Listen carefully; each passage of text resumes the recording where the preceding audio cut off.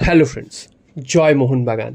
গতকাল ডার্বি হারের পর থেকে আমাদের মন মেজাজ কিন্তু একদমই খারাপ, কারণ কালকের ডার্বিটা খুবই বাজেভাবে আমরা হেরে গেছি।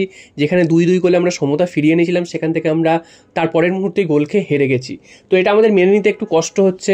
যদিও আমাদের যেসব ছেলেরা খেলেছে তারা কিন্তু দুর্দান্ত ফুটবল খেলেছে এবং অজুহাত দিয়ে কোনো লাভ নেই, কারণ আমাদের সামনে কিন্তু সুযোগ ছিল।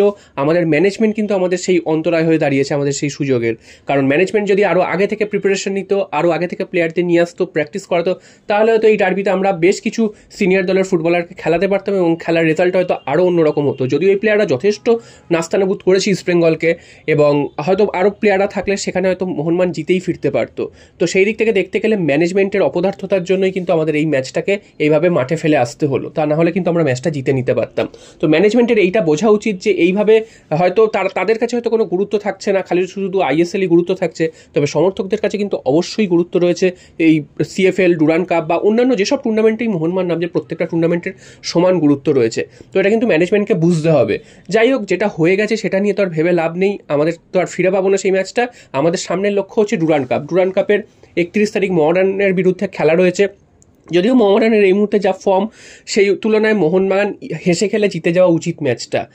আবার যেটা শোনা যাচ্ছে যে মোহনবাগানের কিন্তু সিনিয়র দলের যারা নতুন এসে যোগ দিয়েছেন, তাদের মধ্যে থেকে বেশ কিছু ফুটবলার প্রথম ম্যাচ থেকে, অর্থাৎ ডুরান্ডের প্রথম ম্যাচ থেকেই মাঠে নামবে।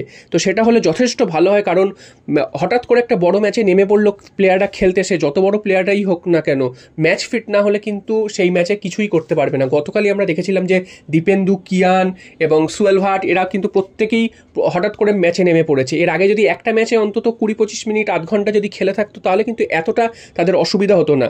তারা যথেষ্ট ভালো প্লেয়ার, তাদের মধ্যে যথেষ্ট দক্ষতা রয়েছে। তবে যে কোনো প্লেয়ারই যদি হঠাৎ করে মাঠে নেমে পড়ে খেলতে, তাও আবার ডার্বির মতন ম্যাচ বা বড় কোনো ম্যাচ, হাই ভোল্টেজ ম্যাচ, সেখানে কিন্তু সেই টেম্পারমেন্টটা রাখাটা কিন্তু একটু সমস্যা হয়, এবং যতই প্র্যাকটিস করুক না কেন।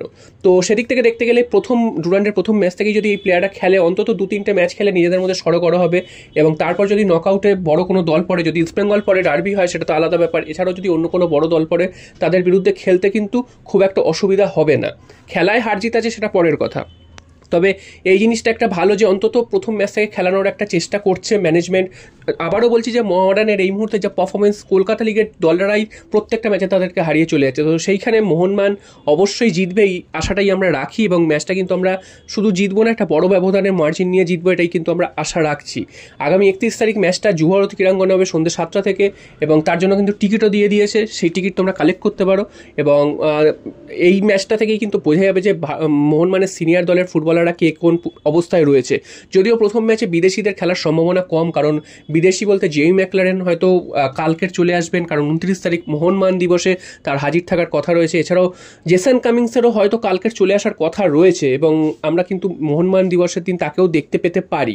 এবং বাকি বিদেশিরা মোটামুটি হয়তো আরও 4-5 দিনের মধ্যেই সবাই চলে আসবে, অগাস্টের প্রথম 2-3 দিনের মধ্যেই কিন্তু চলে আসবে, এবং তারাও কিন্তু প্র্যাকটিস করে অন্তত ডায়মন্ড হারবার এফসি ম্যাচে তারা কিছুক্ষণের জন্য যদি মাঠে নামে, সেটা কিন্তু যথেষ্ট ভালো হবে। ডায়মন্ড হারবার এফসি কিন্তু যথেষ্ট ভালো দল গড়েছে, এবং আইএসএল এর সব বড় বড় প্লেয়ারদের কিন্তু তারা সই করিয়েছে, এবং তারা কিন্তু যেভাবেই হোক মোহনবাগানকে টেক্কা দিতে প্রস্তুত, এবং তাদের কিন্তু প্লেয়াররা অলরেডি এসে গিয়ে প্র্যাকটিসও শুরু করে দিয়েছে। তো যেটা বলছিলাম যে মোহনবাগানের প্লেয়াররা কিন্তু এখন সবাই সেভাবে প্র্যাকটিসে যোগদান করেনি। ভারতীয় প্লেয়াররা সবাই এসছে, তবে 2জন প্লেয়ার কিন্তু এখনও যোগদান করেনি, সাহাল আব্দুল সামাদ এবং শুভাশিস বোস, এই 2জন কিন্তু যোগদান করেনি। তো এই জিনিসগুলো কিন্তু যত তাড়াতাড়ি সম্ভব সমস্যা মিটিয়ে তাদের যোগদান করা উচিত, এবং এত ডিলে কেন করছে কিছু বোঝা যাচ্ছে না। আশা করছি খুব শীঘ্রই যোগদান করবে, এবং প্রত্যেকটা ম্যাচে তারা কিন্তু তাদের নিজেদের সেরাটা দেবে। তো যেই ভুলটা ম্যানেজমেন্ট সিএফএল এ করেছে, সেই ভুলটা যেন আর অন্য কোনো টুর্নামেন্টে না করে, বা অন্য কোনো বছরই যেন না হয়, সেটা কিন্তু আমাদের দেখতে হবে। যদিও প্রত্যেকবার আমরা একই কথা বলি, এবং তারপর সেই দেখা যায় যে সেই একই জিনিস তৈরি হচ্ছে, সেটা কিন্তু একদমই বাজে। এবং বিদেশিরা আসলেও বিদেশিরা কী অবস্থায় রয়েছে, তারা নিজেদের মধ্যে ট্রেনিং করেছে কিনা সেটাও কিন্তু আমরা জানি না, এবং তারা আসার পর নিজেদের ফিটনেস ফিরে পেতে কতদিন সময় লাগবে সেটাও আমরা জানি না। গত বছর দেখেছিলাম দিমিত্রি পেটাডস হঠাৎ করে তিনি এলেন, এসে কিন্তু মাঠে নেমে পড়েছিলেন, এবং তারপর আমরা দেখেছি সারা বছর তিনি আউট অফ ফর্ম ছিলেন। তো এরকম যদি বিদেশিদের মধ্যে হয়, সেক্ষেত্রে কিন্তু খুবই সমস্যার ব্যাপার। জানি না কে কী অবস্থায় রয়েছে। জেসন কামিংসের প্রায় ছবি দেখা যায় তিনি বিভিন্ন জায়গায় ঘুরছেন, বিভিন্ন করছেন, তিনি হয়তো ট্রেনিংয়ের মধ্যে নেই।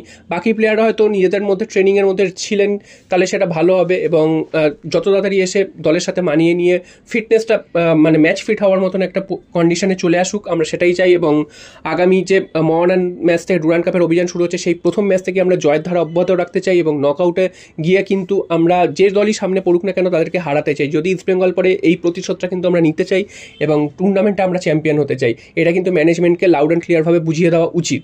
তো দেখা যাক কী হয় ডুরান্ড কাপের প্রথম ম্যাচ। জয় মোহনবাগান।